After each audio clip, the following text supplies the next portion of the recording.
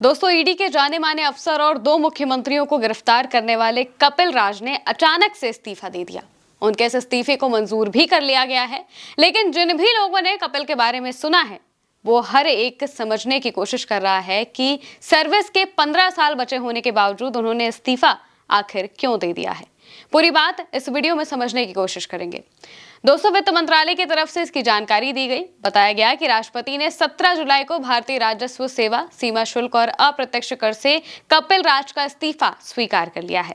Report में बताया गया कि उन्होंने निजी कारणों की वजह से इस्तीफा दिया है, यानी कि निजी कारणों का हवाला देकर उन्होंने इस इस्तीफे को दिया और राष्ट्रपति ने इस इस्तीफे को मंजूर भी कर दिया है। उनकी सेवा अभी 15 साल बची हुई थी। 45 साल के कपिल राज 2009 बैच के भारतीय राजस्व सेवा यानी कि IRS के अधिकारी थे। मात्र 16 साल की सेवा के बाद उन्होंने निजी कारणों से इस्तीफा देने का फैसला कर लिया।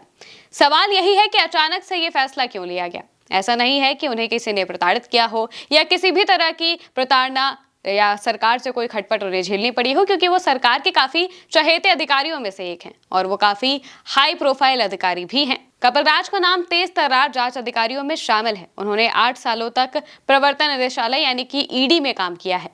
इस दौरान कई हाई प्रोफाइल मामलों की जांच भी की और इनमें दो सबसे जरूरी मामले थे। दो मौजूदा मुख्यमंत्रियों अरविंद केजरीवाल और हेमंत सोरेन की गिरफ्तारी करना। इसके अलावा नीरव मोदी, मेहुल चौकसी और DHFL जैसे चर्चित मामलों की जांच में भी उनका नाम शामिल रहा है। कथित अवैध खनन मामले और भूमि घोटाले वाले केस में कपिल ने 31 जनवरी 2024 को हेमंत सोरेन को गिरफ्तार किया था। हालांकि गिरफ्तारी से कुछ देर पहले ही हेमंत सोरेन ने मुख्यमंत्री पद से इस्तीफा दे दिया था। इसके बाद मार्च 2024 में ईडी ने दिल्ली के तत्कालीन मुख्यमंत्री अरविंद केजरीवाल के सरकारी बंगले पर छापा मारा था और 21 मार्च को उन्हें गिरफ्तार कर लिया।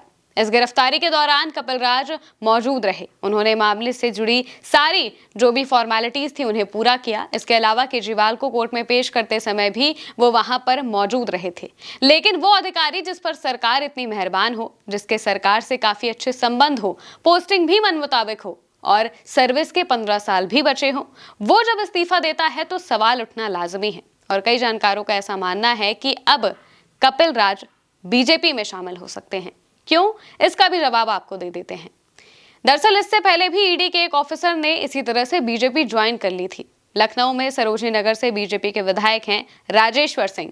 वो ईडी के ज्वाइंट डायरेक्टर रह चुके हैं, काफी जाने माने अफसर थे। लेकिन एक दिन वो बिल्कुल अचानक से इस्तीफा दे देते हैं और इसके अगले ही दिन बीजेपी से उन्हें टिकट मिल जाता है। वो योगी से मिलने पहुंच जाते हैं।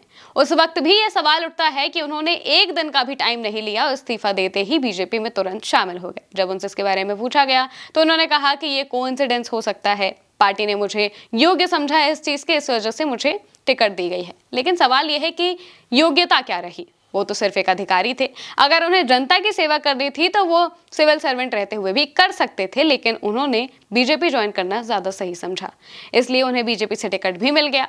लेकिन इसके बाद ईडी की निष्पक्षता पर सवाल उठने लगे थे, क्योंकि अक्सर जब भी कोई अफसर ऐसी जगहों से इस्तीफा देता है तो वो कूलिंग पीरियड में चला जाता है। कुछ देरों तक वो लाइमलाइट में नहीं रहता, कोई ऐसी बात सामने नहीं आती और इसके बाद एक दिन से पता चलता है कि वो बीजेपी या फिर किसी और पार्टी में शामिल हो चुके हैं। अगर ये चीजें होती हैं तो इन्हें बहुत ही नॉर्मल माना जाता है, लेकिन इस्तीफा देते ही अगले ही दिन ज्वाइन करने ला, इस पर काफी सवाल उठते हैं। और अब कपिल राज ने भी इस्तीफा दे दिया है।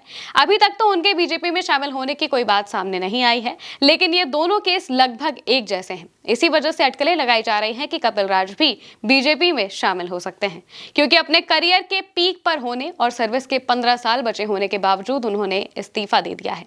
सवाल ये भी है कि क्या इन्हें भी उत्तर प्रदेश में ही लाया जाएगा, क्योंकि 2027 में चुनाव है, राज्यसभा या फिर शायद MLC के चुनाव में भी वो दिख सकते हैं। जो भी हो, सबसे ज्यादा अटकलें इसी बात पर लगी हुई हैं कि आने वाले वक्त में कपिल राज भी बीजेपी की सेवा करते हुए दिखाई दे जाएंगे। अब ये बात कितनी सच होती है ये तो आने वाला वक्त ही बताएगा। फिलहाल के लिए मेरे साथ इतना ही। आप देखते रहिए उल्टा चश्मा यूसी।